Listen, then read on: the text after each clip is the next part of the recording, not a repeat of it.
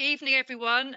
We're just going to give us a couple more minutes just as people join, and we'll start, yeah, just in a couple of minutes. I can see the numbers going up.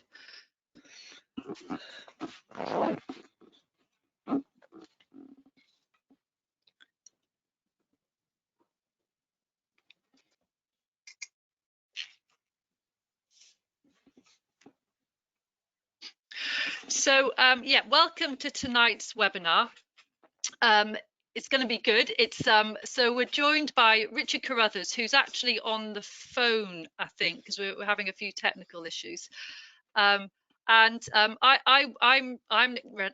and I work with Richard at AHDB. Richard's one of our strategic farmers. And tonight we're going to be talking about soil testing and using your soil test results to help inform your fertiliser requirements and decisions. And we're joined by Matthew Everett, who is Richard's fertiliser man. And Matthew works for Origin Fertilisers. And also related to Matthew's relationship with Richard, in the background, we've got Jonathan Telfer from Landcrop, who tests Richard's soil. So welcome, Jonathan. And also we've got Chloe McKee, who is going to be our saviour if this go-to webinar goes wrong, because she is a technical whiz. She's my colleague at AHDB. So let me change my screen. Hang on. So what we're going to do, the plan is for the next 90 minutes is Richard and I will have a quick update on raw foot, and then we're going to pass over to John for his presentation. Now there's a lot of slides, but we've had a practice, and it's really good. So there is a lot of slides, but bear with us. And then we'll have a few questions to John. That Chloe will give us some questions from the audience, and then we'll pass over to Matthew, and then more questions, and then a quick wrap up. So you'll be wanting to know how to ask questions. I'm just going to hand over to Chloe, who will just go through how you in the audience ask questions. Hi everyone. So yeah, as usual, you will be muted tonight. So you can type in a question at any time. So if you click on the little orange arrow, it can sometimes be on the right hand side of your screen. Click on that to open up your control panel, and then you should see a little grey box that says questions. Click on the little white drop down arrow, and you should see an area to type in your question. Hit send, and yeah, we'll get to those as soon as we can, but you can type them in at any point. And also use this box to let us know if you're having any technical problems, and I'll do my best to help. But if you are having problems, try logging out and coming back in. Thanks, Chloe. So, Richard, I'm hoping you're there on the phone. Are you there, Richard? Yes, I'm here. Yeah. Ah. Don't do that to me. So, Richard, you have now just nearly, well, you have completed your first year as a strategic farm. It hasn't been perfect because of coronavirus, but very briefly, for the people who haven't met you before, just give us a very brief chat really on about raw foot and what you farm there. Okay, hi everybody. As I said before, we're having quite some difficulties with the telephone and what have you, but anyhow, we'll plough on. Yeah, we're up here in the Lake District in Cumbria. We have a tenanted upland farm, about 400 acres, I would say 360 effective. Our biggest challenge here is rainfall. We have quite a bit of rain, 65 plus inch a year, which actually feels like a lot more. Yeah, the land varies. You know, we have some reasonably good land in the valley bottom up to some fairly marginal, wet, unproductive land further up the hill. And on that land, we run about 900 breeding ewes and another 100 lambs that we run with the tup as well. So lambing about 1,000 sheep a year. Selling all the lambs, or 80% of the lambs fat off farm, the rest go store. On the cattle front, we have around about 40 simling cows, and then a small herd of pedigree Wagyus, and a long-standing passion with British or Belgian blue cattle, which I've been breeding for 30 plus years now. So I'm quite experienced in that that field of cattle breeding. So there we go. That's what we have on farm, and that's the size of the farm. So shall we crack on? Yep. So just that field there of herbal ley, doesn't it look nice? Yep. Weather-wise, Richard, you at the minute it doesn't look like that, does it? It's been very wet. So and I guess this is it's been very wet, and the idea of this webinar tonight was you work very closely with Matthew, and you've done wonders for your soil. So the reason for this webinar is to highlight the advantages of having the relationship with Matthew, but also the regular soil testing, which is working well for you, isn't it? It is. I've been working with Matt for 15, 20 years now. Always doing the soil tests every year, rejigging the fertiliser applications to suit. Generally just taking Matt's advice, and the results have been, as you'll see, quite impressive on some of the land. And it's working well now. We're probably reducing our fertiliser use, but our crops look better. So it's been great, really. Okay, grand. So soil testing bit. Now I know lots of farmers, and I've done it ourselves. You get your soil tested, then you get the results back, and then the most important bit is using those results to make decisions. And I think who you go to for advice is critical, and learning how to understand those results is critical. So we've got John Telfer here tonight, who's going to explain soil testing and understanding the results. So John, over to you. Okay, thank you, Nicola. Let me just see if I can get control here. Hopefully the technical gremlins will leave us alone. Are we there? Are we working? Can we see that? Yeah. Yep, perfect. Right, well, good evening, everyone. And first of all, thank you, Nicola, for the invitation to speak tonight. Yeah, I thought we'd take a measure to manage approach to soil testing, and I've put on there and beyond. We may go beyond soil, but briefly, so don't worry. But without a shadow of a doubt, I think soils are definitely firmly in the limelight. We've got revised water framework rules, which have made soil testing in England mandatory. I think it's safe to say similar changes are not too far away north of the border. We can be confident that soil health and carbon management will be a feature of future ELMS legislation. And I'm also delighted to start to see soil testing appear in supply agreements and down at farm level. And even now, it's brilliant to see that First Milk have a pledge to soil health, which includes adhering to regular soil testing and even specifying methods of organic matter analysis. So I think that's brilliant. But if we take a step back, I think first just a quick reminder that we did get a significant change in England back in April 2018 when the revised water framework rules came in place. That legislation is there, of course, to protect our waterways from diffuse pollution from agriculture, particularly nitrates and phosphates, by ensuring that the fertilizers we use are well applied and used as efficiently as possible.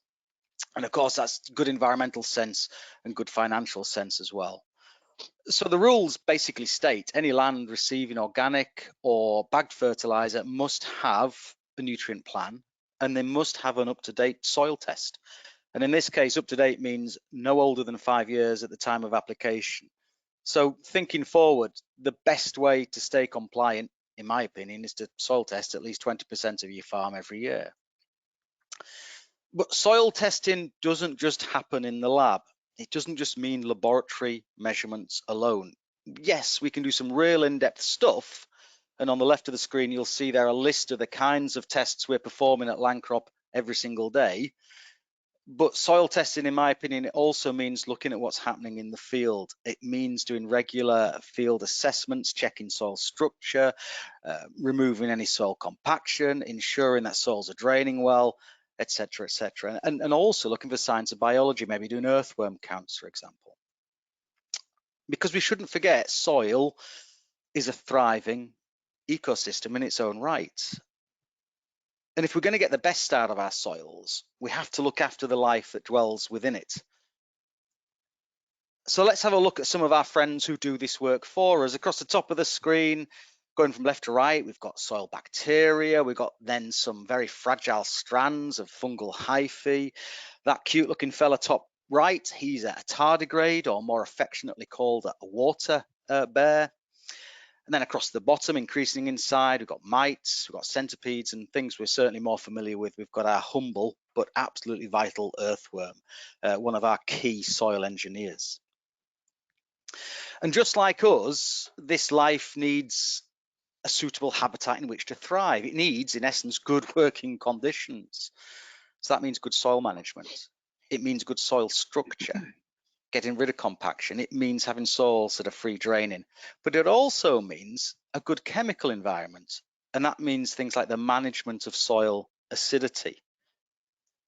And pH really is a cornerstone of good soil management. There's a reason why it's usually the very first thing you'll see on a soil report, whether that be a basic test or whether that be an extremely comprehensive soil health test, as you see here.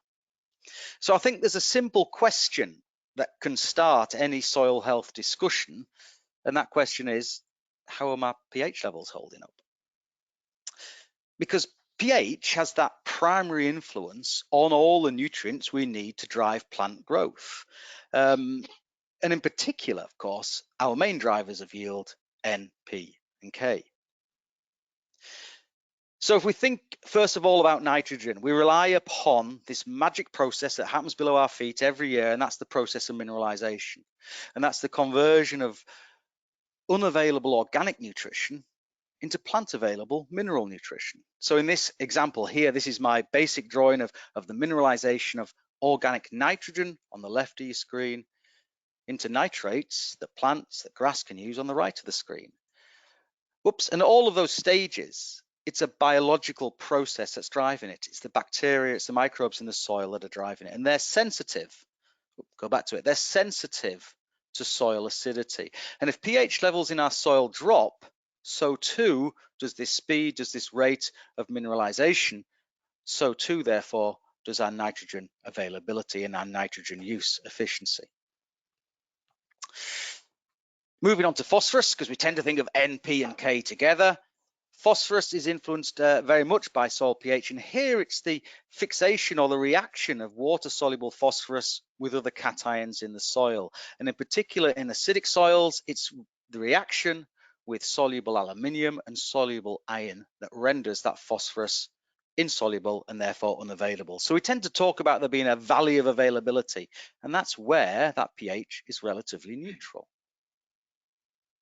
And to finish the trilogy, let's move on to K, move on to potash. And here, the pH impacts where we need dominant cations in our cation system, our cation exchange, predominantly calcium, to ensure that potassium remains mobile and remains plant available. Where do we find soils low in calcium? Low pH soils. So together, soil pH impacts very much upon our main drivers of yield, NP and K, but does in fact impact upon the availability of all our key plant nutrients and also, of course, some minerals that are key for animal health as well. So I would say pH is our primary influence, but how well are we doing? How well are we doing in the UK at managing soil pH? Well, when we look in here at a good number of soil samples we've processed at Landcrop at Pocklington. Whoops, hang on a minute, can we go back there? Have you lost that? There we go, we're back. Over 50,000 soil samples processed over the last few years. Over half of those from grassland had a pH less than 6, which would be our standard target. Almost 3/4 were short of 6.3, and we think of 6.3 as being an optimum pH for NPK usage. So I think there's some real low-hanging fruit to be had there. If we look at Richard's area in particular, and this is some work done in conjunction with Origin Fertilisers, we've taken over the last couple of years almost 2,000 soil samples from CA postcodes, that's Cumbrian postcodes. And from those soil samples, we can see the situation is actually even a little bit worse. And 58% of those had a pH less than 6. So it's going to be interesting, I think, to hear maybe during the rest of the evening of Richard's success or otherwise, but I believe success at managing his soil pH levels. So pH is our first influence on nutrient supply, but does it really matter? Does it matter if we aren't making full use of the nutrients in our soil and of the nutrients we're going to apply? Well, yes, it does. There's a direct relationship between the supply of nutrients and the rate of grass growth we can expect. And we can see that in this chart here. So along the bottom of the chart, we've got soil phosphorus levels declining as we move from right to left. And up the side of the chart, we've got our expected grass dry matter yield. And as the level of soil P drops below a critical value, around about 15, 16 milligrams per kilogram, then so too does our expected yield. Now, we can maybe see this more clearly if we overlay over the top of that chart our soil index system. And that's the index system we use to interpret soil results. And we can see here that if a result is falling into an index of 0 or 1, we consider that deficient and we're risking a yield penalty. Index 2 and 3, we could consider that maintenance. And I think that's an important word here to remember. Maintenance, you know, if we're removing nutrients, we should always remember to replace them, otherwise we will mine nutrient levels and our soil fertility will decline. But those are our target levels. But I think we should also consider what's happening over there on the right and any higher index values, and those we would consider to be excessive. And here there's no benefit to any further applications of phosphorus, and there's no benefit agronomically to any further applications of manures, slurries or fertiliser. But even worse than that, there is actually an increase in risk, of course, to the environment through the runoff of phosphorus into waterways, or we might be producing forage with excessive potassium levels in the case of potash. So our aim here is to reduce those levels over time until we get into that target area.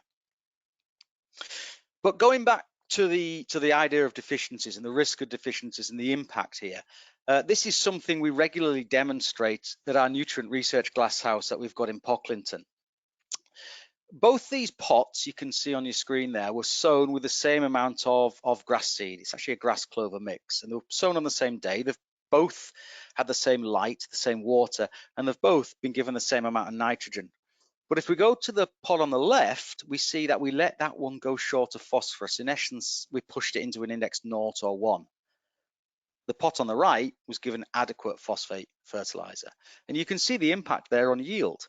In this case, over 50% less growth. So identifying and correcting a low phosphorus index is absolutely critical if we're going to maximize our yield and we're going to maximize our nitrogen use efficiency. Because remember, they both have the same amount of nitrogen. How are we doing in the UK? Well, around about a third of the samples we see from UK grassland are deficient, but maybe more worryingly, around 1 in 10 would actually consider excessive, and that number is growing. So we need to be careful that we're not building a problem, an environmental problem in the future. If we look again at Richard's region, we'll see that the deficiency is certainly not quite as widespread as we see nationally, but every yin has a yang. And here the concern would be that there is an even greater incidence of excessive phosphate levels. So that's something that's going to have to be addressed and managed going forward. We can demonstrate the same impact of key deficiencies when we look at potash. So again, going back to our grass trials, the same amount of grass seed in both, the same amount of nitrogen in both. But where we've got that potash deficiency, where we are growing in effect in an index 0 or 1 soil, we're losing about a third of our yield. How are we doing nationally? Well, here, worryingly, the rate of deficiency is even higher, and almost 40% of soils that we see from UK grassland will be considered as having a potassium shortfall. And if you leave that unaddressed, the yield penalty from that deficiency will grow year on year on year. How are we doing in Richard's area? Pretty similar to the national average, 38% being deficient in potash. But going beyond the basics, I think we should remember it does take more than NPK to grow a crop, be that grass, be it maize, be it wheat, whatever. And a deficiency of any single one of them will be enough to limit our yield. So with that in mind, I always think it's worth going beyond basic soil testing and having a look at a few of the nutrients that can impact upon our yield and upon our forage quality. So I think if tonight we're thinking about fertilization practices and fertilization success, it would be remiss if we didn't give a bit of consideration to sulfur. In essence, to a lot of us, maybe the new kid on the block in terms of our fertilizer grades, but there is a very, very strong reason why that would be the case. So we're all aware that the Clean Air Act has been extremely successful in cleaning up emissions from industry and from transport and from power generation. And on the left there is a chart showing how the deposition in effect of sulfur from industry has declined year on year on year. And actually now deposition of sulfur is lower than it was pre-industrial revolution, which I find quite staggering. But that's how good abatement technologies are now. On the right of the screen, you can see a chart going in the other direction, and that's the rate of sulfur deficiency we've seen at soil samples at Pocklington over the last 25 years. And when I first started measuring back in 1995, around about 60% of the soil samples we saw, we would classify as sulfur, and in recent years, that's risen to about 90%. So I think it's safe to say that soil supplies of plant available sulfur have declined dramatically over that time. And the decline to the point where now average deposition of SO3 equivalent in the UK is around about 8-10 kilograms per hectare. If we consider that to take a single cut of silage, we're looking at a sulfur requirement of around 40 kilograms per hectare. It's obvious we've got to fill the shortfall. We've got to fill that gap. So how might we know if we need sulfur? Well, what we can do is we can test the grass itself. And we test at Landcrop many, many thousands of grass samples. And this is a distribution of the nitrogen to sulfur ratio of the nutrient content of those grass samples. Sulfur, of course, so important for nitrogen utilization, for the building of proteins, for the building of quality. So when we're looking for the potential risk of sulfur deficiency, it's the nitrogen sulfur ratio in the grass itself that we can use as a key indicator. The target we're looking for is around about 12:1. For every 1 part of sulfur the grass uses, it will require 12 parts of nitrogen. Inversely, for every 12 parts of nitrogen, the grass needs 1 part of sulfur. So that's our optimum, that's our target. And when we look at the long-term distribution of the grass samples we analyze at Pocklington at Landcrop, you can see around about 2/3 of them have a nitrogen sulfur ratio higher than 12:1. In essence, that means 2/3 of them are sulfur deficient. 2/3 of them have a lower quality and potentially a lower growth rate than they potentially could have if the sulfur levels were adequate. And this does impact, of course, because it's impacting upon nitrogen utilization on our yield as well. So we shouldn't, it's not just quality, it's not just protein, it's not just energy, it's yield as well. So if we go back to our grass pots, remember the same amount of seed in both, the same amount of light, the same amount of water. And in this case, they've both been given adequate NPK fertilization. But the difference is the pot on the left there, we've allowed to go short of sulfur, and you can see the impact on the resulting yield there. We're losing about 25% of our dry matter. And this is a level of yield penalty that's been replicated in the field, at field level time and time again. Another vital nutrient that doesn't tend to appear on a standard soil test, if we're thinking about going beyond the basics, is calcium. I think this regularly gets overlooked. And to me, that's almost, it's very disappointing. Almost, I'm not going to say almost criminal, but it staggers me that we don't test this as standard. And the reason for that is the benefits of calcium are threefold. We need calcium, first of all, for the plant, for plant health. And we can see there a microscopic close-up of a cross-section of a blade of grass. We can see the individual walls of the plant cells. And those cells depend upon calcium for their strength. Those cell walls are built from calcium. So calcium contributes to the structure of the plant, to just how robust that grass is and how resilient to disease it will be. We also need calcium, of course, for the animal, for livestock, for animal health. Bone, skeletal tissue, is primarily calcium phosphate. We measure and we manage the phosphorus supply, so surely we should be doing the same with calcium as well. And of course, in a dairy operation, how much calcium are we exporting off farm every year in milk? And finally, we need calcium for the soil, and in particular, for soil structure. And we tend to think of calcium in the soil as by considering its balance with magnesium. Soils that are dominated by magnesium lose structure because they repeatedly swell and shrink, and that in turn destroys the integrity of soil aggregates and structure is lost. Conversely, calcium can act as a flocculant, and that builds stronger, larger soil aggregates, and in turn that stabilizes soil structure, bringing us porosity, bringing us air, bringing us space for water to percolate and move, and air for the life and for plant roots to breathe. But what we tend to find in most grassland soils is an imbalance between the two, but that isn't revealed unless we go beyond the basics and add calcium to our soil test. And I think that imbalance is largely the result of historic magnesium lime applications, but also from excessive magnesium in feed coming through in excretion and being applied through organic manures and slurries.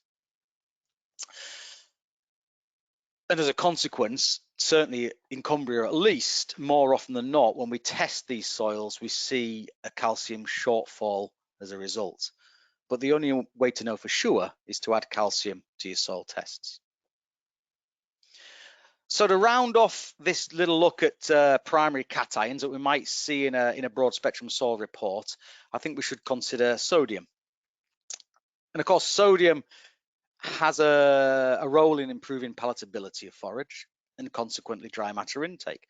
I always say it's the same way we enjoy a bag of crisps. The potato didn't want the salt, but I certainly do. But also sodium can improve cation balance in the grass.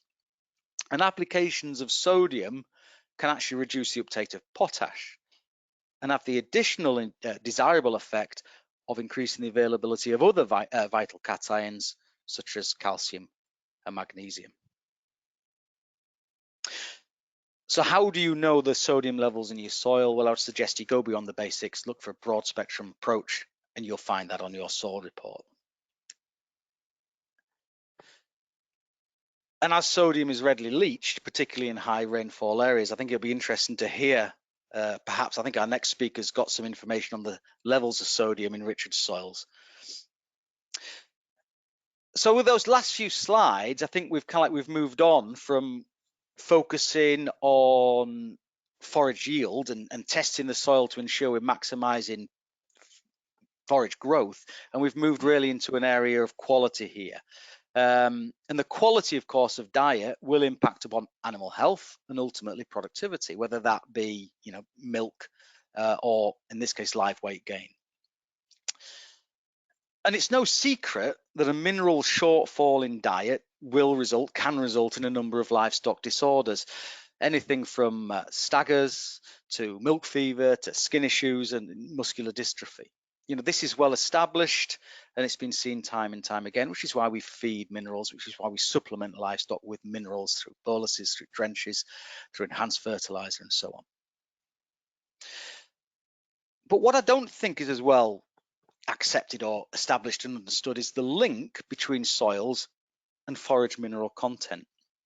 So I did a study a few years ago at Landcrop looking at the rates of deficiency of key animal minerals in the soils we tested. So this was a study, I think, from spring 2017. I think it was 16 or 17, my memory's going, but it was one or the other. But over that spring we tested, it was around about 22,000 soils from UK grassland during that spring period. And this was the rates of deficiency we saw for key minerals in those soil samples. Then over the same period, we also analysed around about 1,000 grass samples from that same spring. And when I looked at the results for those grass samples and the rates of deficiency, I was absolutely staggered to see how closely aligned they were. So the lesson here to me is that mineral deficient soils will, of course, produce mineral deficient forage. So what better opportunity to give yourself an insight on mineral requirements than through your soil test? So I think that's a real, if we're thinking about measure to manage tips, hopefully the last few slides have encouraged you to go beyond the basics in your soil testing. It takes the same amount of time to collect a soil sample to do a basic test as it does to do a comprehensive test. So really make the most of that bag of soil. So to finish this brief run through analysis tools and how we can use analysis tools to enhance our fertilizer and nutrient management, I think we should just consider the contribution from a key on-farm asset, and of course that's slurries and manures.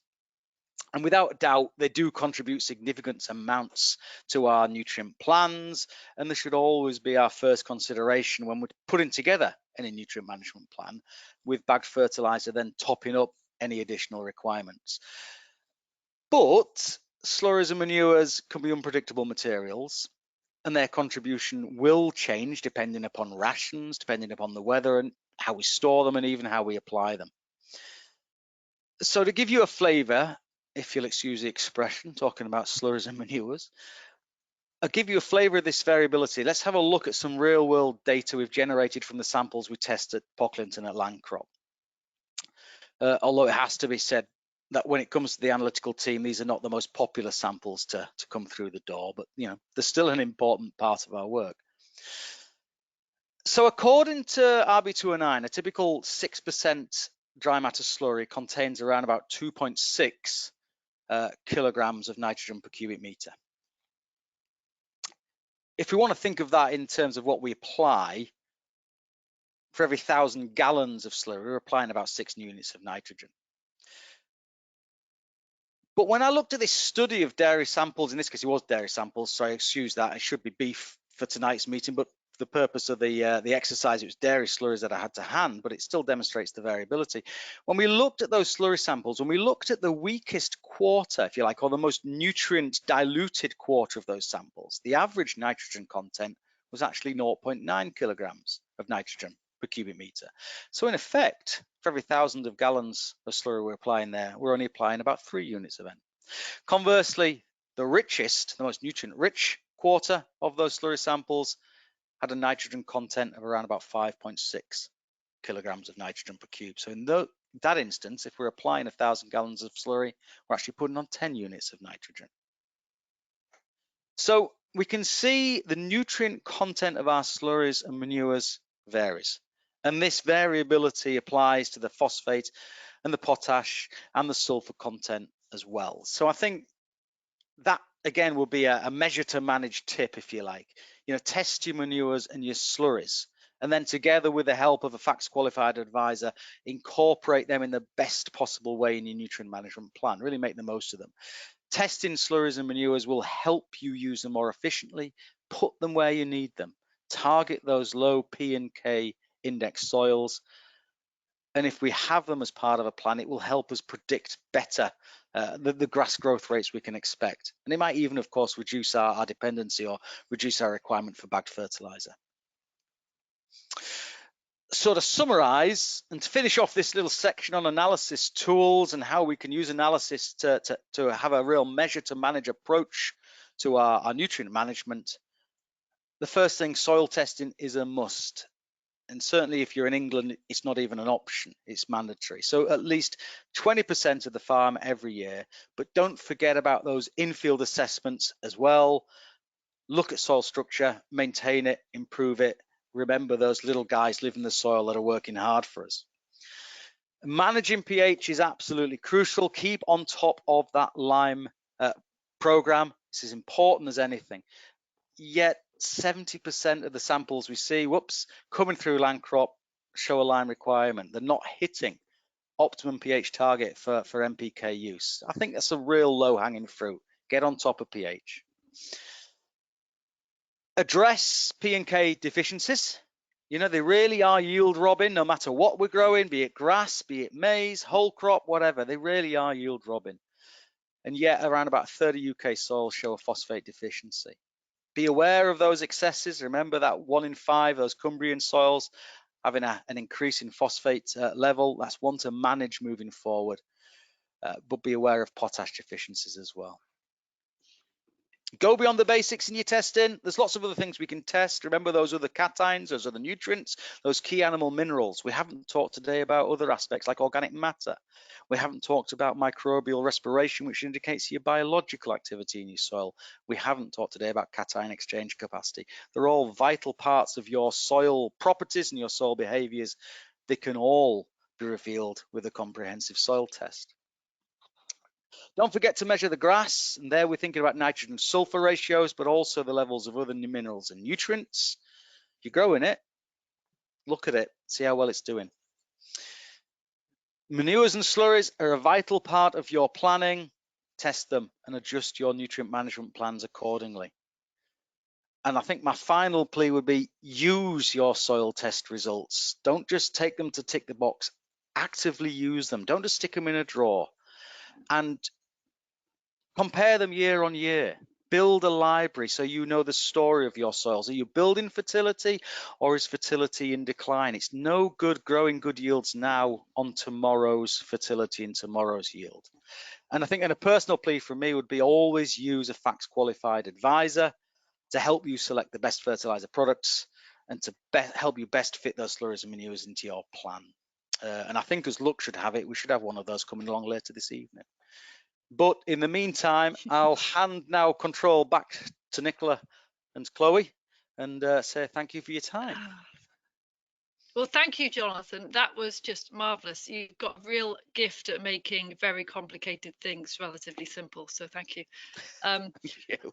Chloe, Chloe, is there any questions? Yep, we've got a few questions, John. So the first one is sodium even more important now on grazing land with the wetter winters we're having, or do weather conditions not play a part? That's a good question. I would say yes. After excessive winter rainfall, sodium deficiency or the loss of sodium is even more likely. Sodium is the most is the weakest bonded of all those cations. Think of that cation chain. Calcium's at the top end. He's the strongest. He's the big brother, if you like. He's very strongly bonded on. Sodium is the little brother, right at the bottom end of the chain, and he's very easily knocked out of that cation exchange system, and therefore combined with rainfall gets leached very readily through the profile. And this is why when we think of sodium applications, it's a little and often approach that works best. It's very difficult to build sodium in the soil, so a little and often approach because it leaches so easily, particularly after a winter like we're having, well, this one and the one we had last year as well, of course. Thank you. And the next one is, are there different species of grass that is suited or not suited to different soil acidity? Yes, there are some which are sort of more acid tolerant, some that are lesser tolerant, but I sometimes the phrase acid loving, and this comes to any crop, is used. I often think actually, no, it's not, the phrase isn't acid loving, often the phrase should be used is acid tolerant. But if we are thinking in terms of nutrient availability, and tonight we're talking sort of nutrition management, then you know, having an optimum pH maximizes that nutrient availability and therefore delivers that nutrition into our growing grass. And of course, if you've got any legumes in the mix, if you've got clover in the mix, then there we really do need an optimum pH, a good pH, to ensure we get that nodulation happening and those rhizobia go to work for us and start fixing nitrogen. So yeah, I would say pH levels can vary, but in terms of nutrient supply, then managing that pH is critical no matter what we're growing. Thanks. We've just got a question on one of your previous slides, John. Your slide on the importance of adequate P and K supply with your two plants in the pots. Somebody just wanted to know, was the pH the same in both of those pots? Yeah, the pH in both those pots is measured, and the pH is actually bang on neutral. It's bang on 7. The We grow those plants actually in river washed sand, and we have 100% control about the nutrient inputs to those plants.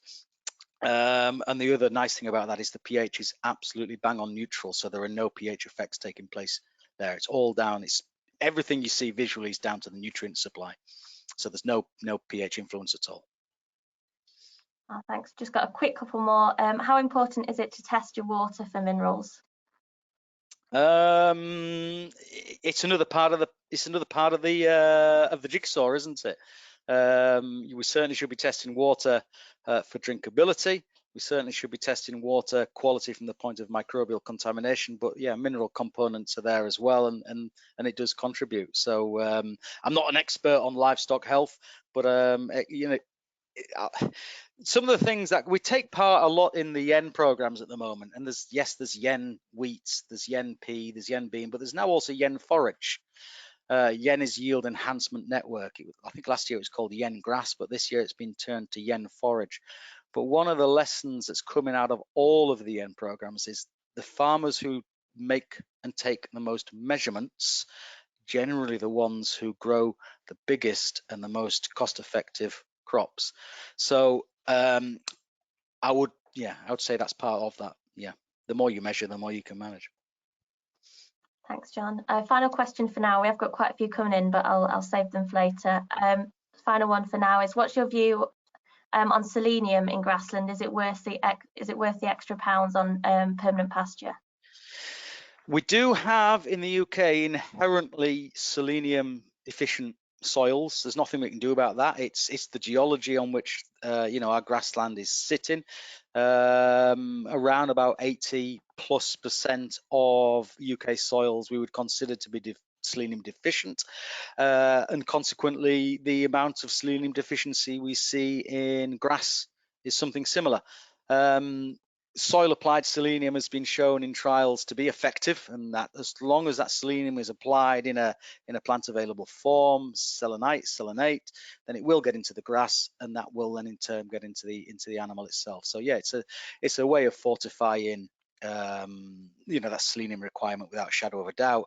And if you look over to Scandinavia and to Finland, Finland many years ago started introducing selenium in their fertilizers as standard, and in this case that's not to get selenium into animals, that was to get seleniums into us, into the human diet, because they identified the cost of selenium deficiency on their health service. So their way around that was put selenium in fertilizers, get it in the food chain, get it into every man, woman and child, and produce a healthier population. So I think the proof of the pudding there is, yeah, absolutely, it's worth considering, worth testing, and worth reacting accordingly. Brilliant, thank you. Great, thanks, Chloe. Thanks very much, John. Right now, it's your turn, and I'm hoping that guitar is part of your performance. Good luck with that. Right, so if I can try and manage to get this bit done first. What kind of music do you like, Nick? Anything, a bit of rock. What do you think? Right, okay. Right, are you able to see my screen now? Yeah, but I think you need to do start slideshow rather than press yeah, F5. I'm trying to find my slideshow start. There we go. Thanks. Are we able to see that now then? Yeah. In a minute. Yeah, there you go. Excellent. Good. Okay. Right. So a couple of thank yous, I suppose, to begin with.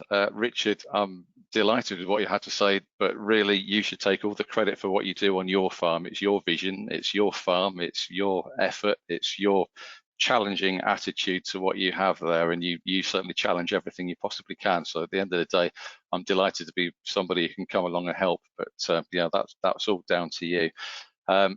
It's always tricky to follow someone as good as John in a presentation, bearing in mind COVID has done nothing for my presentation skills. I've had precious little, and I much prefer to be inside a pub with a lot of farmers usually, but I shall do my best to demonstrate what I am capable of.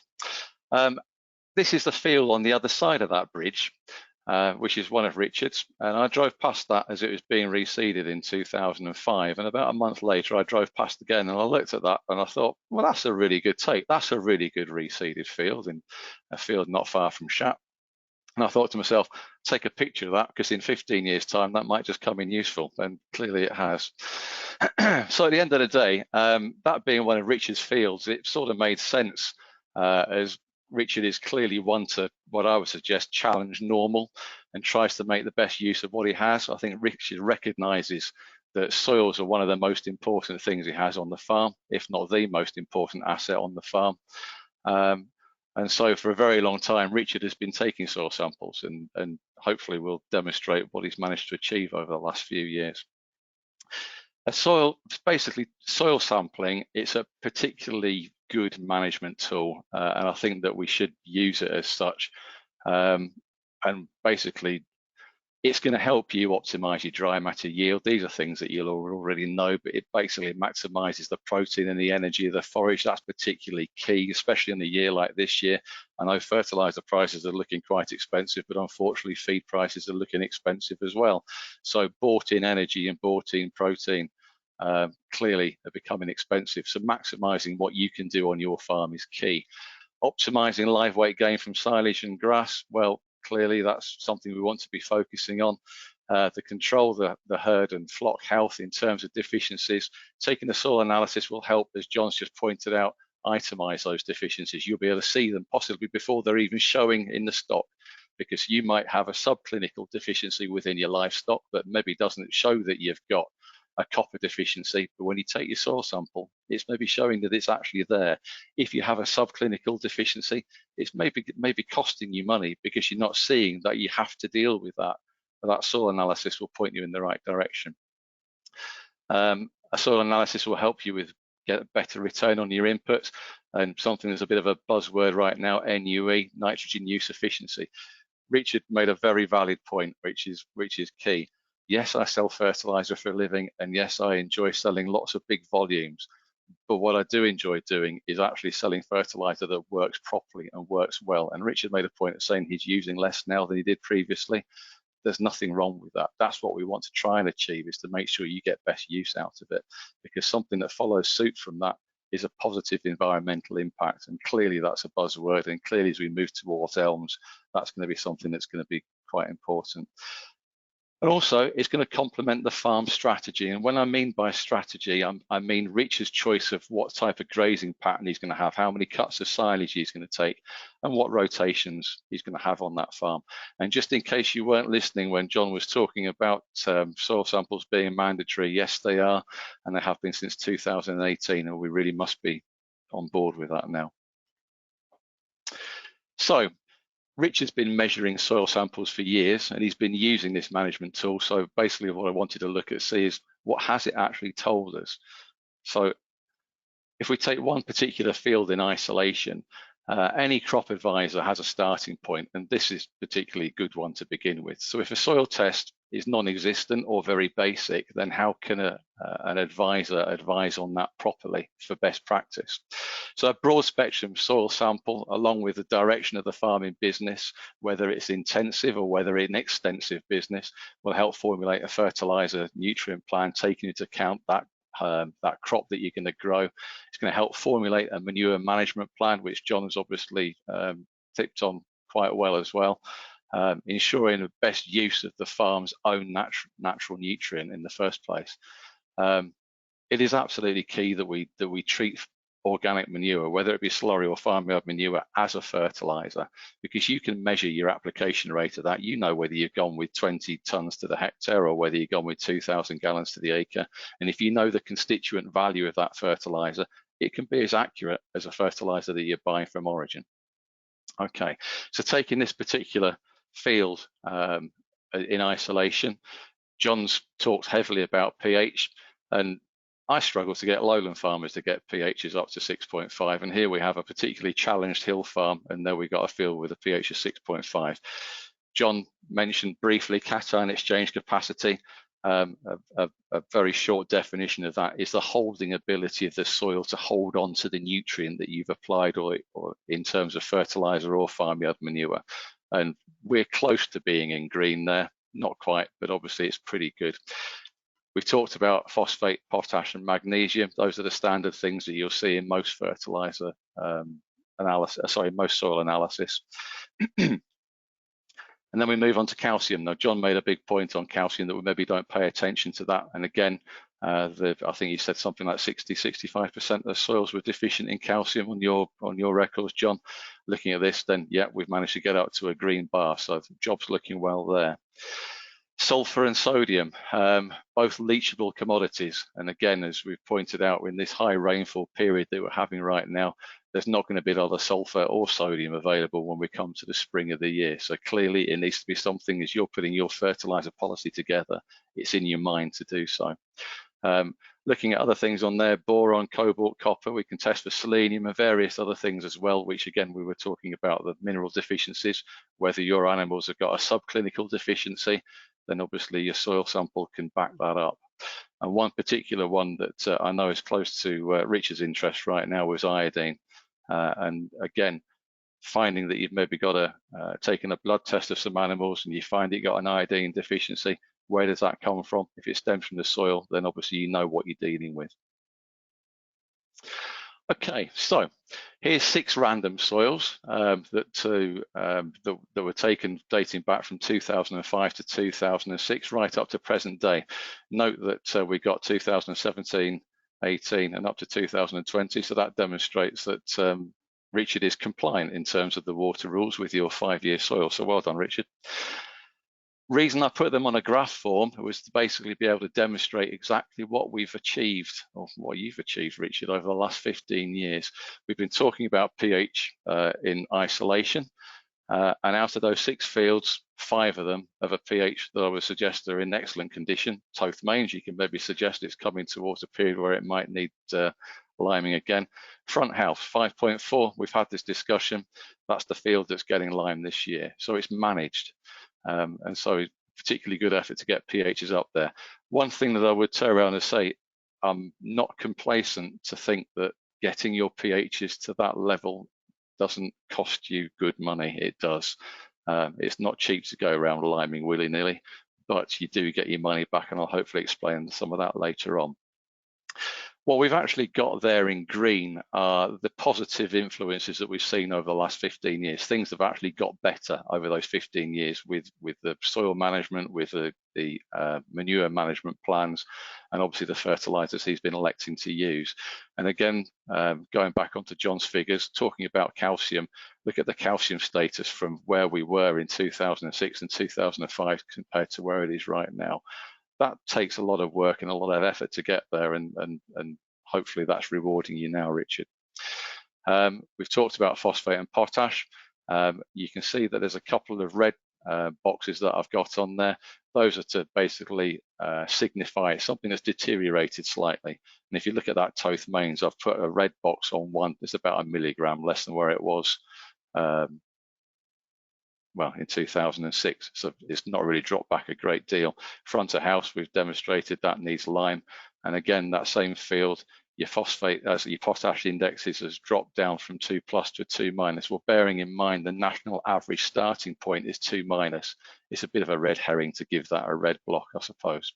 And the white blocks that are on there are things that basically stood still, or something that's undesirable to be pushing too high anyway. For instance, we can look at hen house and say we got a 3+ there now in phosphate. It's not really ideal to be pushing it higher than that, but again, that's something we can take into account with manure management plans and fertilizer plans going forward. Okay, so what do these actually mean? Well, basically, these results are showing that Richard has maintained his percentage of P and K index at target levels, which would suggest he's using an appropriate manure management plan. And hopefully the fertilizers that we're putting alongside that is complementing that organic manure that he's applying. We've managed to achieve optimum pHs from applying lime, and basically we want to try and maintain that if we possibly can, because that's going to give us best use of that organic manure that he's applying from now, and not just all the farmyard manure and slurry, but also the fertilizers that he's applying too. we've maintained those magnesium levels. We don't really want to see them rise, and it's incredibly difficult sometimes to actually get magnesium levels to drop, but to keep them around about that index 2 is a good place to be. We're ensuring that the short growing season that we maybe see on a farm like that, Richard, I'm sure you'll turn around and say that you get a 6-month winter and 6 months bad weather. Well, at the end of the day, we have to work pretty hard to make sure you're maximising that growing season in terms of the dry matter and that protein and that energy, and taking into account all the minerals and trace elements that obviously ensure the livestock health that you have on that farm as well. So utilising those soil analysis and being able to look back on that is an excellent tool. And to be fair, I hadn't actually gone into this detail, and I haven't done with very many farms, but invited onto an AHDB presentation like this makes you think, right, what am I going to talk about? What am I going to actually put together? And I was absolutely delighted to see what has actually been achieved in 15 years. It demonstrates that you can manage your soils with effort and using tools such as soil analysis. To pick on another field, just another random field, hen house, and just particularly looking at target fields, this is an incredibly important as it confirms a long-term vision. You can manage your fields, because look at those indexes you got on there, 6.4, cation exchange capacity into green. Potassium level, perfect. Magnesium level, maintaining it where it needs to be. Calcium, even the sulfur level was good. Bearing in mind that's taken in November, so that will have residual sulfurs applied from fertilizers throughout the course of the year, and organic manure that's obviously mineralizing as well. Sodium, we've discussed, likely to be short. It is deficient in the UK, so that's something that we have got an issue with. But everything else is in a green box. So at the end of the day, that's excellent. If I was being critical, we can turn around and say that that phosphate level is a bit on the high side, but we've noticed that now because we've taken that soil sample, we can see that it's on the high side. We can manage manure applications to try and utilize that index back into growing crops and get that back down to maybe a 3- or a 2+ even. Okay, so that gets a big tick because that's in good working order. So even the most basic of operations, we've talked a lot about lime. Is lime really important? Well, at the end of the day, John's touched on lime. I want to try and put a few things into more of a monetary value if I can. If we compare, these are Potash Development Association details. So I'll try to put this into a graph that will basically make some kind of a sense.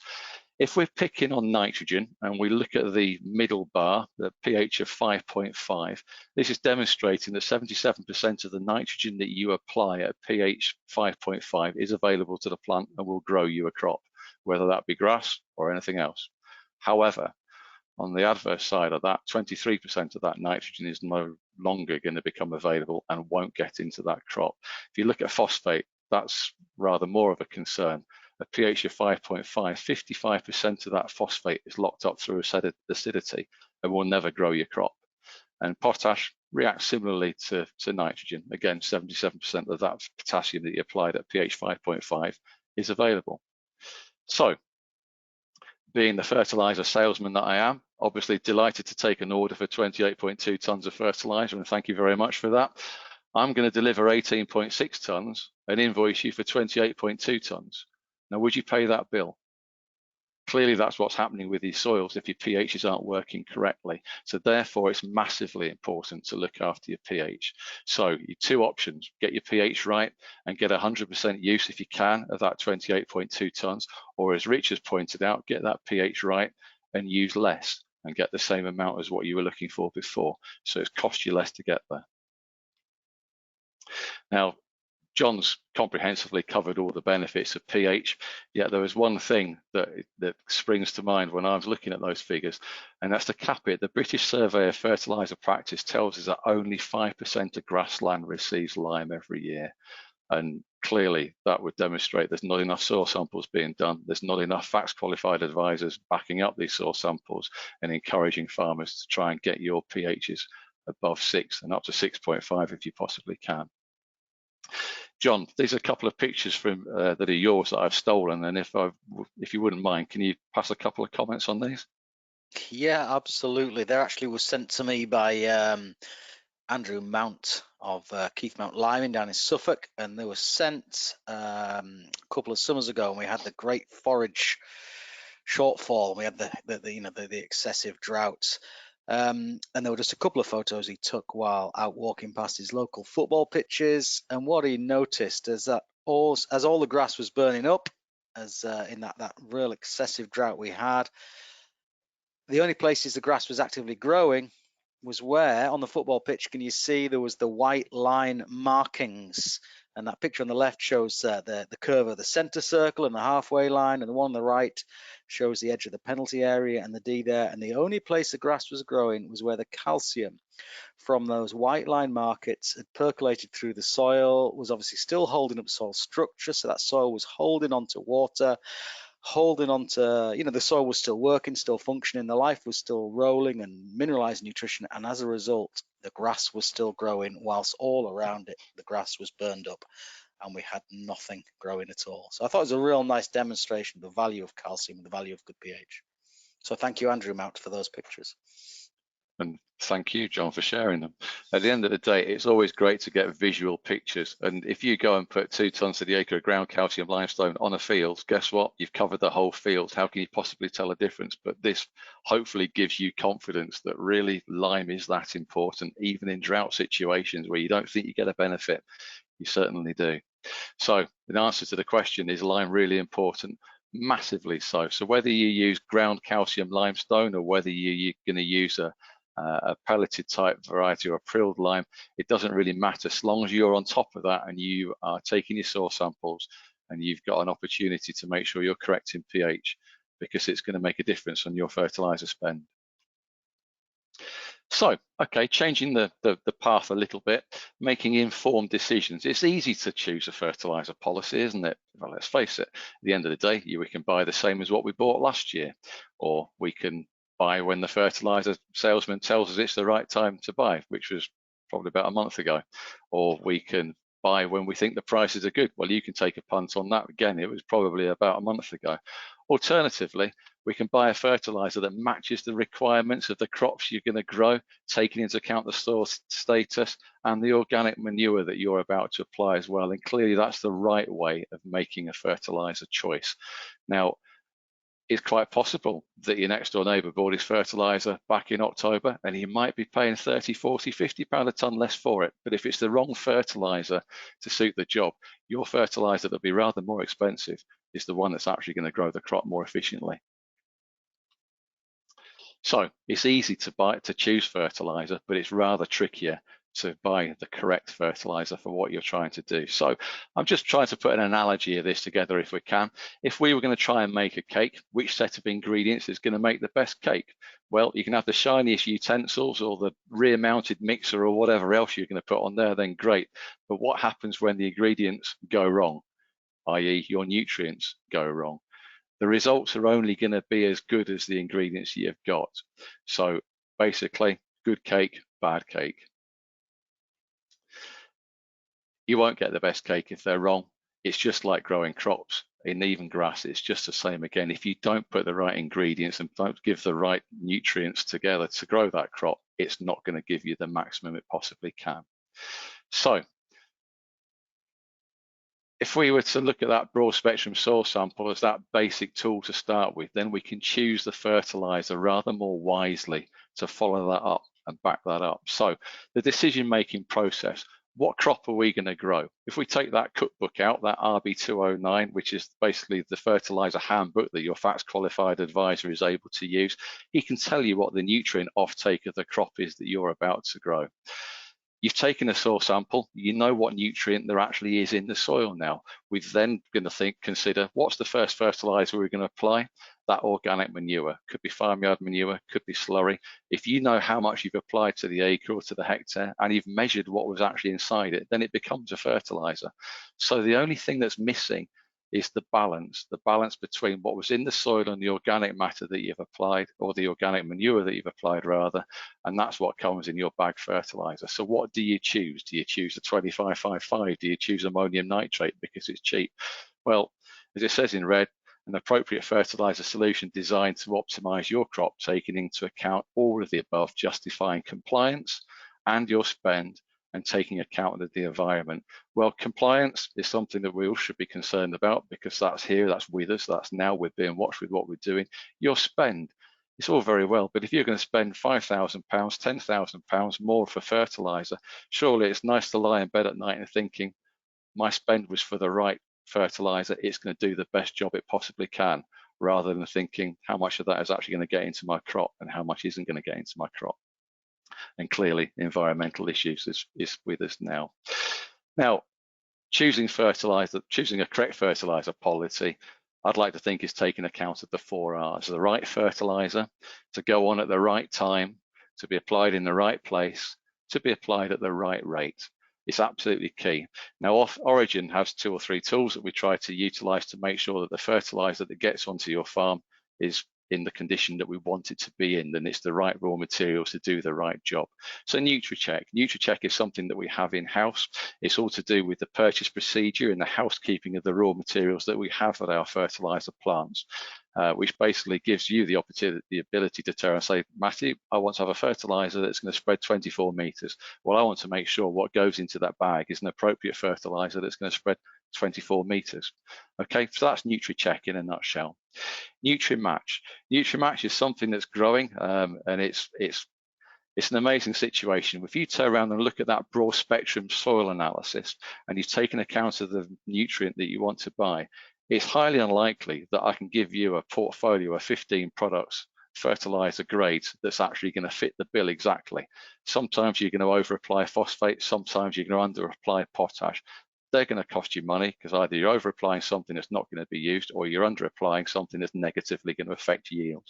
So at the end of the day, NutriMatch is where we will look at that individual field, look at the crop you're going to grow, and formulate a very specific grade using something like 14 nutrients that can possibly grow that fertilizer, that crop efficiently, whether that be nitrogen, phosphate, potash and sulfur, or the normal things that we would look at and expect to get from a fertilizer, or it could be copper, it could be boron, it could be manganese, it could be calcium, it could be zinc, it could be a number of other things that go in there that basically will look after the crop, but also look after the animal in a livestock scenario as well. And then we have NutriCool. Now, NutriCool is brand new, hot off the press. NutriCool is a carbon footprint measuring tool. We're the only fertilizer blender in the UK that has a measuring tool for carbon footprints, and it's independently verified by ADAS. So at the end of the day, we can give you a number as to what a carbon footprint on that particular grade of fertilizer is actually going to be, right up to it leaving our gate and our site. I say that because at the end of the day, that's the most important bit. You could live next door to the plant, you could live 100 miles away from the plant, and clearly there's more of a carbon footprint to be added on at that stage.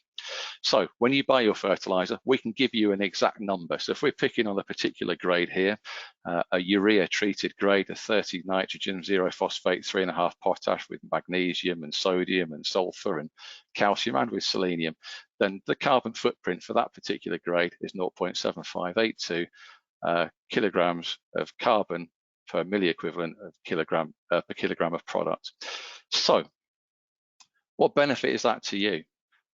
Might be interesting for you, but as John's pointed out, we've got our processors now, whether it be Arla, First Milk, or even our meat processors now, that have all got targets to try and achieve a carbon neutral figure by 2050. Some are actually got more challenging targets than that, and we're bringing it forward to 2040. Now, you might not make a massive difference with your fertilizer order, but if you've got 1,000 customers that are all making a difference, that will make a difference to your suppliers, to your processors, i.e. Arla and First Milk and so on and so forth. So just to give you a contrast, to try and give you an idea as to what that particular grade has in terms of a carbon footprint, that's 0.7582. A typical imported nitrogen will have a carbon footprint of 1.35 kilograms of carbon per equivalent of kilogram of product. So that has 44% less. Is a very similar product. Okay. So choosing this particular fertilizer, well, we've talked about the crop requirements, and I've hopefully tried to make you think of ingredients. If you're going to make a cake, it's the same concept. We've got a detailed soil result, so we know what's in the soil. We add a sprinkle of organic manure and a little bit of weather. We look at that RB209, get that cookbook out, and obviously see what we should be doing, and the extra fertilizer that you need to bake that cake or grow that crop is what you apply out of that fertilizer bag. So taking into account the soil samples, taking into account what Richard is particularly looking for in Rawfoot for his first fertilizer application, we're trying to target early grass growth, okay, because we're going to be lambing at a fairly early stage. What we're trying to do is reduce the need for purchased feed. So if we can get early dry matter, plenty of energy and protein from grass rather than purchased feed, that's going to benefit Richard. A couple of things that we've got to bear in mind: potentially high rainfall, obviously in a hill farm such as Rawfoot, and take into account other things like environmental conditions and soil types. So my solution for this year, that should you choose to use it, Richard, is a urea grade. As I said, it was treated. Choosing to use urea to begin with, because urea will leach a lot less than ammonium nitrate. So if we've got that high rainfall area, it's going on in the spring, then clearly we don't want to be losing the product that we've just applied, and equally we don't want that to be causing diffuse pollution either. We've treated it because we want to try and reduce volatilization as we possibly can. Now, I know it's very simple to think, well, do we get temperatures that high that early in the spring? We've only got to cast our mind back 1 year. We had quite high temperatures in April last year, where a lot of urea users that maybe weren't treated would have risked losing nutrient through volatilization. So to me, it's something we should be applying. 0P, because the soil samples are telling us that we've got quite a lot of phosphate out there, so we should be okay with that.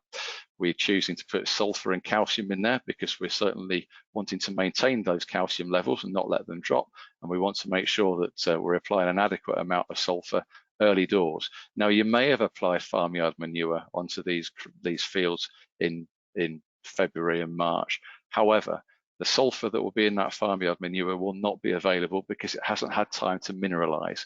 So if we've had a high rainfall period that we have done right now, it's very unlikely that there's going to be adequate sulfur in the soil to grow that first application, to grow that first crop. The sulfur from your organic manure is likely to spring into life, probably end of May and into June, depending on soil types and soil conditions. So the sulfur we're choosing to apply on there is coming from polysulfate. Polysulfate is pretty unique because that gives you a 50-day release of sulfur after application. So to my mind, we should be drip feeding that sulfur rather than giving it one great big dose at the beginning. So that means the plant can uptake that sulfur readily for the following 50 days. And because we're using a raw material such as polysulfate that brings along calcium, we're obviously helping to neutralize the pH of that fertilizer as well. Polysulfate also brings a small amount of potash, something we need to have in the back of our mind because these fields probably aren't just going to be grazed to start with. They will be locked up eventually and crops grow, and potassium will come into its own at that point then. Granular sodium, we've taken that soil analysis, we've demonstrated that we're short of sodium, and we've talked about sodium improving palatability to get a better dry matter intake. Yes, that is still quite important even in the spring of the year, because if we can graze that grass down and get it to tiller, then clearly we've got more leaf growing throughout the rest of the summer. So we're going to make sure we benefit from that for the whole of the year by making sure we graze it tight early doors. But equally, that sodium will improve the sodium-potassium ratio, which will certainly help benefit and reduce the opportunities and the instances of grass staggers. We put selenium into this fertilizer because in previous soil samples we've taken, we've shown there's been a deficiency in selenium. So we've put that into there. And equally on that particular grade, we were able to quantify the carbon footprint as well. So that was the first application fertilizer for spring. So, taking into account that Richard will also want to grow some silage, we've taken a punt on the fertilizer that we would be applying probably when we get to nearer to late spring, early summer, when Richard's able to have the opportunity to bar those fields up. Again, we've got to have those targets of what are we trying to achieve. We need to maximize growth for late spring.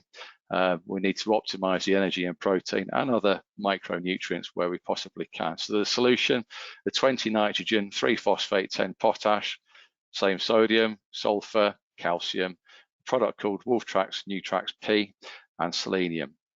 So why are we picking on those grades? Well, to start with, the first application of nitrogen, or this application of nitrogen, is ammonium nitrate as opposed to urea, because we've now got soil temperatures that are up and working quite quickly, and we need to optimize the growing season that we've got, because it might not be very long on a hill farm. So at the end of the day, we're using ammonium nitrate because that's going to work quickly. It's also quite dense, which means that when we're putting a grade together that's got 20% nitrogen in it, we got a bit of space to add other nutrients, those other things that the soil analysis was telling us that we are deficient on. So low in phosphate, because we're going to rely mainly on the organic manure, the phosphate that organic manure brings to these fields, but it's just to buffer it and make sure that we give it a good kickstart in this particularly important time of year. This Wolftrax Nutrax P+, it's a very, very small amount of a targeted, highly available phosphate that also comes with a bit of zinc and a bit of manganese, which stimulates a speedy growth, because there's no point in that field thinking it's going to sit there for a week or 10 days after you've applied that fertilizer. We need to get that going as quickly as we possibly can so we can get that cutting date when you want it, because catching weather can also be quite tricky. A high potassium application, clearly we need that because it's cropping, because you're going to take that grass away from that field, we're removing potash out of that field, so we need to make sure that we're giving it a good dose for that first cut silage. Added sodium, because we already know that we're deficient in that, and again that will optimize that potassium sodium ratio. Okay, you may not think that's particularly important because this is for silage and not for grazing. Well, I would argue, because at the end of the day, a lot of vets will tell us these days that we've got high potash silages, which can be awkward with dry cow management. But if we've got a better potassium to sodium ratio in that silage, it alleviates a lot of the problems associated with high potash silage. So there's just as much reason to put sodium onto silage crops as what there is into grassland. Sulfur, talked about that. Sulfur is just as key because it's going to make your nitrogen work more efficiently, but sulfur will work in synergy with nitrogen and magnesium to make true proteins, something that's obviously key because we don't want false protein in silage, because we don't want butyric fermentations, and we want true protein because clearly livestock can make better use of that. We're applying calcium for maintenance in that soil because, as I say, we spent a lot of money to get those pHs up where they are. There's absolutely 0 point allowing them to fall away, or we can try and help maintain them every time we apply fertilizer if we can. And again, we got selenium in that fertilizer for the reasons as I mentioned on the previous slide. So what are we trying to achieve? Crop yield, clearly, dry matter. Energy and protein, we want to grow as much of that on the farm as we possibly can because it's cheaper than buying it in.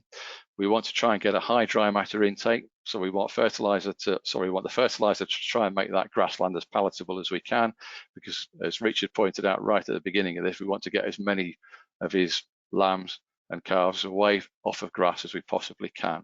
We want to make sure the mineral content of that grass is optimum, and we want to make sure that animal performance is perfect as well as we can do. So maintenance or improvement of the soil is absolutely key. You can judge that. You can borrow out of your index if you've measured it and you found it to be high, but you can measure it. Well, if you have measured it, you can then manage it. So maintain your soil index best as you can, taking into account the challenges of the individual farm, the rainfall, the soil type, and the length of the growing season that we've got. So hopefully that fertilizer policy is rather more than just I buy what I bought last year, or I buy it because I think the time's right. So those are the results that we're trying to achieve for Richard. But one thing Richard does know, he knows how to make cake. Thank you. Oh, thank you, Matthew. That was excellent. Richard, are you able to talk? Richard, are you there? He's welling up. You might have gone for a cup of tea. Sleep. Are you there, Richard? I was just going to ask him, Matthew, how do you what time of year do you start thinking about when do you have your meeting with Richard about the following year's fertilizer, or how does that work? That will always take account of when it'll happen when the new soil samples are being taken, which we try to make them reasonably the same time of year. In between September and the end of November is the best time to take soil samples. Clearly, on a year like this year, there's a lot of people still to take soil samples, and they'll be looking outside thinking, well, I'm not going out in that. And it's maybe not going to give you the most accurate soil sample if your soil is soaking wet either. So if you've left it and then you think, I haven't got around to it, and then all of a sudden the market runs, the fertilizer market runs like it has done right now, you weren't able to maybe make an educated fertilizer decision when it would have paid off best. So it really is kind of key to try and make sure your soil samples are taken at the back end of the year for lots of reasons. You can consider your manure applications throughout the course of the early part of the year.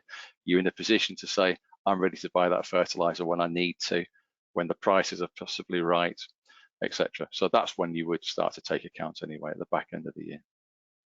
Okay, and a question for Jonathan. So soil sampling in September, October time is best. Is that if you did sample, say, in May, is that not a great thing to do? It's always better to do something rather than nothing. So if it's May or nothing at all, then make it May.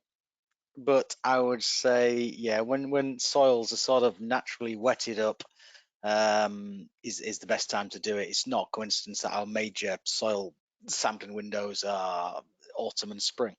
You know, it's sort of when soils are not saturated but not bone dry. So, but the important thing as well is try and be consistent. You know, try and sample at the same time each year, so then seasonal effects are not having an impact if you're looking at trends and things. Great.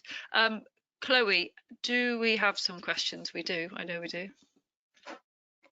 Yeah, we've got lots of questions coming.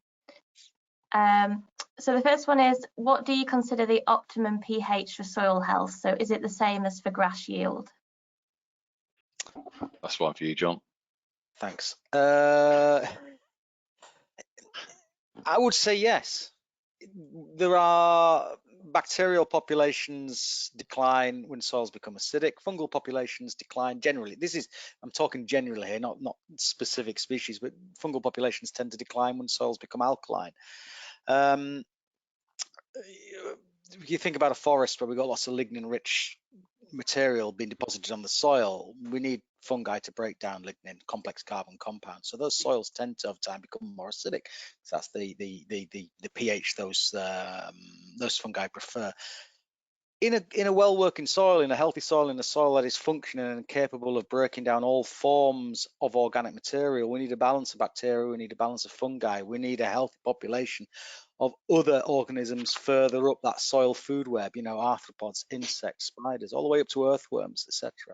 So a balanced pH generally produces a balanced diversity of microorganisms within that soil.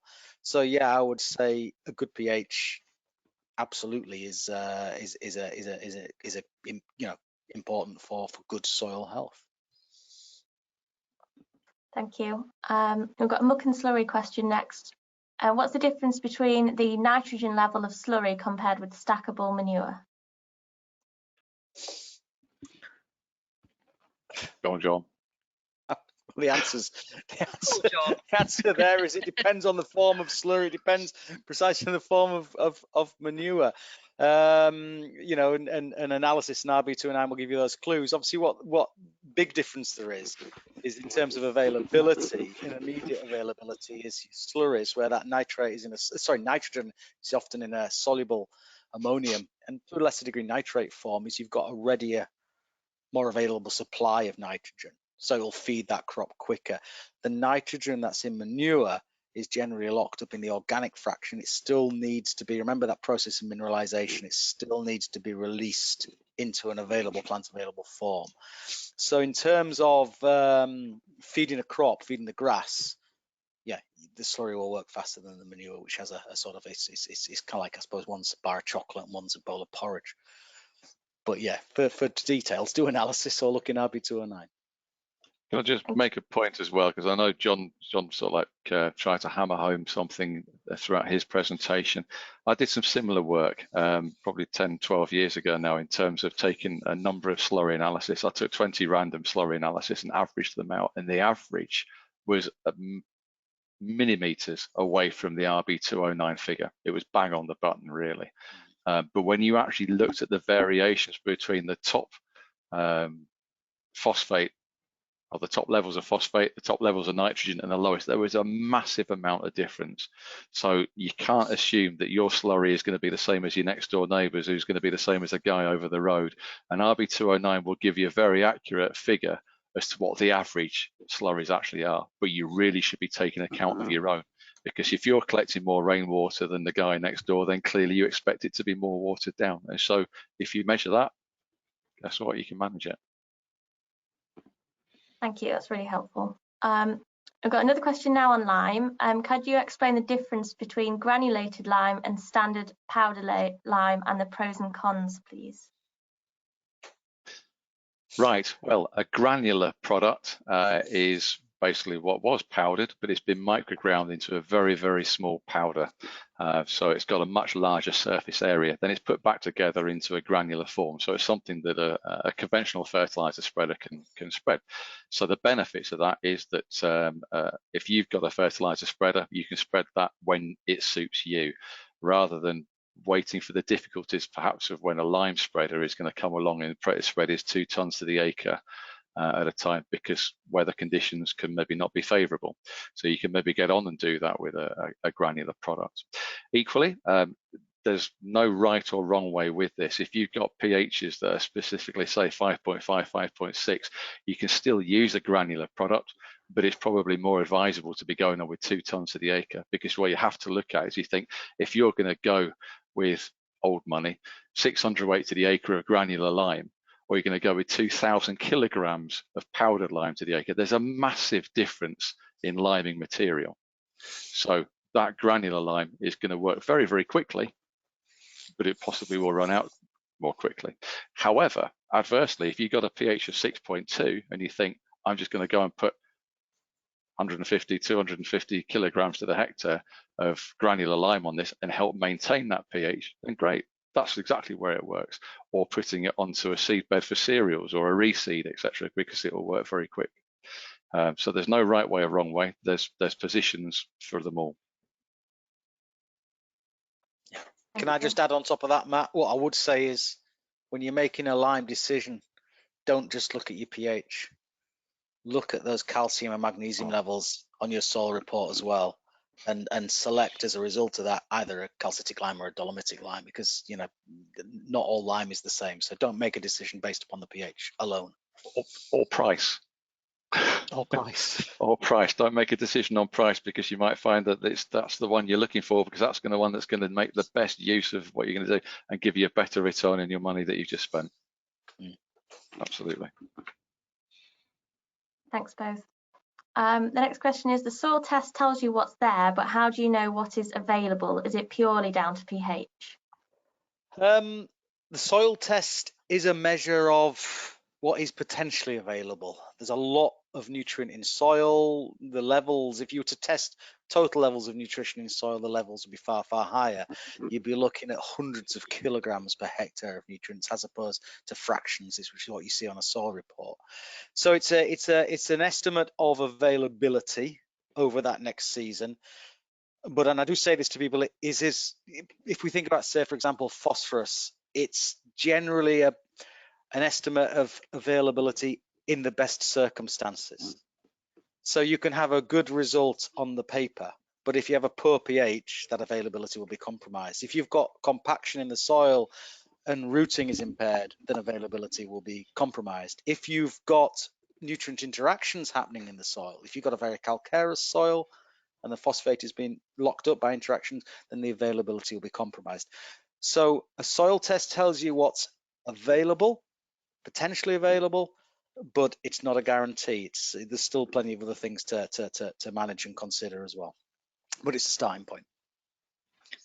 I'm just conscious of the time. This is due to finish at 8:30, and because how many more questions have we got, Chloe? Quite a few. Yeah, quite a lot. We are going to go rogue and go over, but if you so I hope you can stay with us for the Hang on, maybe let me just turn my pizza off. It looks okay. Looks all right. So yeah, 10 minutes, intense 10 minutes, and we'll be done. Go for it, Chloe. I think you touched on this earlier, John, but if pH is optimum and calcium is low, what are the best solutions? There are other calcium inputs. You know, you got calcium sulfates, for example. It could be, and this is something that often gets overlooked, it could be if you're on a particularly light soil, it's difficult to build calcium in that soil, and you're never going to achieve high levels of calcium in that soil. So in that case, it's a case of feeding the crop rather than trying to build the soil. So fertilizer solutions, fertilizer products with a calcium component to them then could well be the way to go to ensure we're providing crop available calcium when the crop needs it during that spring growth. So on a light soil, you may never build a high level of calcium at all in those instances. But there are the, if you like, pH neutral products like gypsum that could do the job there, or a calcium fertilizer. Thank you. And is there an easy way to fix very low sodium levels? No. No, it's a little probably enough. The reason they are very low is probably you're on a very light soil with a low cation exchange capacity, and you're on a very high rainfall area, so you're struggling to hold on to it, and what little you can hold on to is going to get washed away very quickly. So little and often would be the only way to really go, I would say. Which you'll find even if you live next to the sea. Yeah. Yeah, little and often. Thanks both. If you have fields of pH 5.5 and below, is it worth spending more money on lime than on fertiliser in order to correct the pH? I would say yes, but I don't sell fertiliser. The answer is yes, Matthew. Absolutely, the answer is yes, apparently. Can I just point out I don't sell lime either, before anyone. Absolutely. The bottom line of it is to get your soil into a status that's going to be correct. Yeah. That's it. You've got to remember, lime is a long-term investment. It's not just 1 year. Fertilizers for that year. So, you've got to invest. It's a long-term solution. Well, remember on Richards, that's 15 years worth of nutrition that's gone into those fields. And look what's happened. Look where it is now. It proves it can be done if you manage it. Thank you. And why is urea less leachable? They put here, surely it gets converted in soil to nitrate and ammonium. It's not water soluble as straight urea. It has to go through a couple of phases before it can become available, and it will only be leachable when it reaches its nitrate stage. So ultimately, as a raw material, when you pop it on, no, it won't leach, or won't leach very much. Okay. And what are your views on applying sodium instead of potassium for sugar beet? Sugar beet is in essence a marine plant. It's a sodium loving plant. Sodium and potassium in the plant can perform the same roles, so in those instances, sodium is a substitute for potassium on and on other root crops as well. In terms of providing turgor to a plant in its canopy, then they're interchangeable, which is why we can apply it to grass. And in terms of a sugar beet plant, which is marine, it's sodium loving. Same again, you're right. Grass will take up sodium as well as potassium and do a very similar job. One thing we turn around and say in drought situations, which we have experienced over the last couple of years, having a good potassium or sodium level certainly helps and reduces or delays the point of when you start to drought out. Thanks both. We've just got a couple of questions left. How much more soluble or available is sulfate of potash over muriate? Go on, John. Fire that one away. I don't know. It's my honest answer. I'm not the fertilizer expert. Obviously both soluble, both water soluble. So I would have thought in terms of ready availability, it's comparable, but I am going to bow to the fertilizer expert for that one. Well, but thanks for that, John. I don't think I wouldn't have thought off the top of my head. I don't think there's much difference between the two at all, to be honest. I think at the end of the day, you're looking at a different type of fertilizer that brings different nutrients. The bottom line of it is, why are you using sulfate of potash? Probably because you're in an organic situation, and that's the reason why you choose to go down that route. Does it have specific properties? Yes, it does. If you're growing things like potatoes, there's a rule of thumb that you maybe split your potassiums because you get less cracking if you use some sulfate of potash and some murate of potash, but ultimately they're available forms of potash. But remember, we were talking about sulfur not being available because there maybe isn't a great deal there. You'll get a response from the sulfur that's in your sulfate of potash too. But the organic answer is probably the biggest one really, and that's right, it's quite expensive. Thank you. And this person says they've got fields with high phosphate levels, 3 to 4. Can they apply phosphate in the spring to kickstart growth? Yes. That's a difficult one, really. It's a difficult one. Ideally, you would say no, but early spring, cold soils, phosphorus availability is reduced, wet soils, it's reduced. If we've got small root biomass, then obviously the ability to scavenge phosphate is reduced. Very much a sort of a little kickstart, if you like, of a starter spring pea can invigorate that root mass. You need phosphorus for roots, you need roots for phosphorus. It's a sort of a catch-22. So yeah, very much so that small amount of spring pea can definitely kickstart that crop and then allow it to scavenge greater amounts of pea from that pea sufficient soil. So I would say, yeah, agronomically there is a place for that. I think we've got to be very careful. I mean, the more soil samples we've taken, then the more data we're getting, and we're able to see what are actually happening on some farms. And as we see some intensive farms get higher and higher in stock levels, then automatically one thing is growing also, and that is the amount of organic manure that's being produced on these farms. So if we start to see these farms getting up to index 3+, 4-, 4, then when's it going to stop? Because the size of these farms generally aren't really changing. So like you've still got that organic manure going onto these fields. So that makes it very tricky. As John points out, potentially there's a response to early applied P. But when you get a farm inspector coming along and he's going to look at your soil analysis and he say, well, by it, you've got phosphate indexes of 4s and you've gone and bought some 25-5-5. Can you justify that to me? Clearly, that's going to be a difficult conversation. So my advice would be to speak to your FACTS qualified advisor and investigate what type of phosphate is actually available. I mentioned a product called Wolftrax Nutrax P, which is something that we're popping on Richard's for his silage on there. That is a very, very, very small amount. So it doesn't show up on the analysis, but very highly available phosphate to give it that kickstart.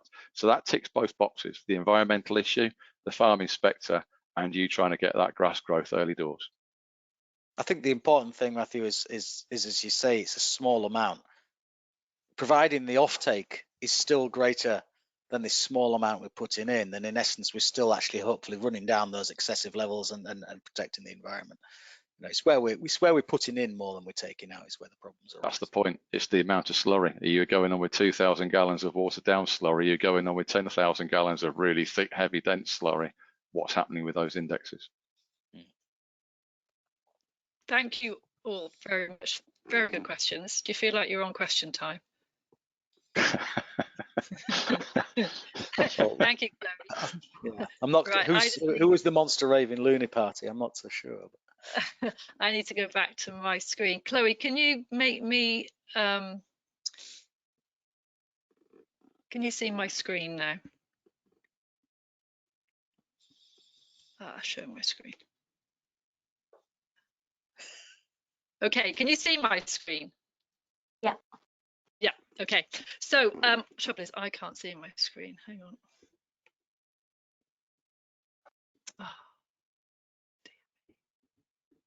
Sorry, how do I get? So this is the first of a series of events, of webinars we've got in February. So on February the 10th, Sarah Pick will be with Chris and Louise Elkington, and if I could move my screen a bit, I can tell you what they're talking about. Managing lameness in Chris's flock, Chris and Louise's flock. And then on the 17th at 7 p.m. again, Emma, our other colleague, will be talking to Neil about forage. So please log on to those if you can. And then So at AHDB, we have loads of resources, and just loads and loads. And they're sometimes quite hard to find. But if you Google AHDB resources or knowledge library, this page will come up, and you can then filter down on this page. So if you just filter by sector, so I put beef and lamb in there and just put soils in or soil testing, everything relating to soils, or if you want to put fertiliser, put that in, everything will come up. And there's just loads of stuff there, so I would just have a good look.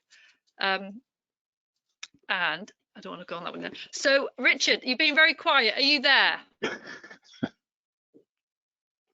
Is he there? No, maybe not. The other thing is he there? Is he on mute? Yeah, Richard, you think you need to just unmute yourself? Oh, Richard. Is he there? Well, I was just going to say, I'm finishing with AHDB in the middle of February, and I just wanted to say thank you to Richard, because he has been a joy to work with over the last 18 months.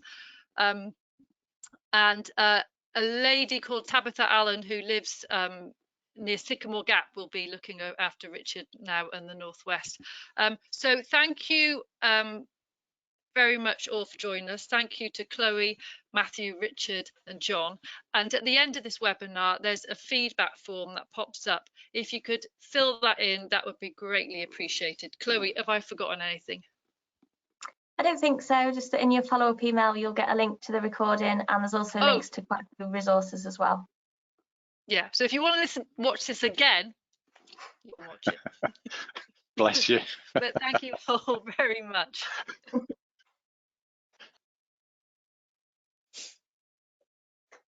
Well, I'm going to go and see a genealogist now to see how you and I are related then, John.